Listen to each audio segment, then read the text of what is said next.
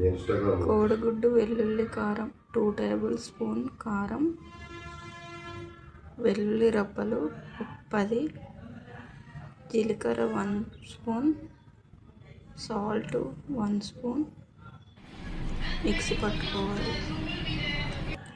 బాండ్లీలో oil, మినపప్పు, ఆవాలు, జీలకర్ర, కందిపప్పు బాగా వేగాలి.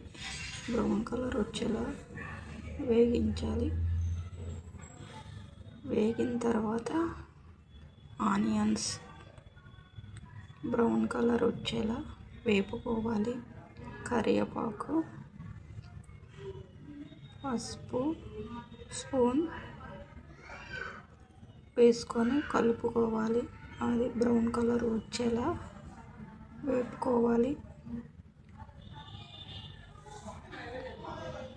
బ్రౌన్ కలర్ వచ్చాక 4 ఎగ్స్ బ్రేక్ చేసుకుంటూ వేయాలి. అది కలపకుండా అలా ఉంచేస్తే ముక్క మంచిగా వస్తుంది. ఒక 5 మినిట్స్ ఉడికిన తర్వాత అది ఇటు అటు తిప్పుకోవాలి. తిప్పుకున్న తర్వాత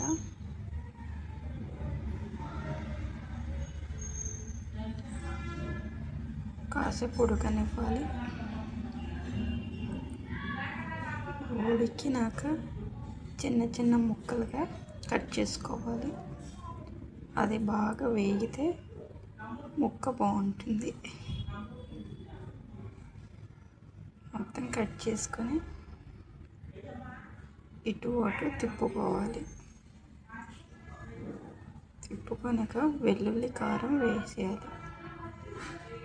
వెల్లుల్లి కారం వేసి బాగా కలుపుకోవాలి. బాగా కలిపిన తర్వాత ఒక 1 మినిట్స్ ఉడకనివ్వాలి. అది ఉడికినాక తీసుకొని తింటే చాలా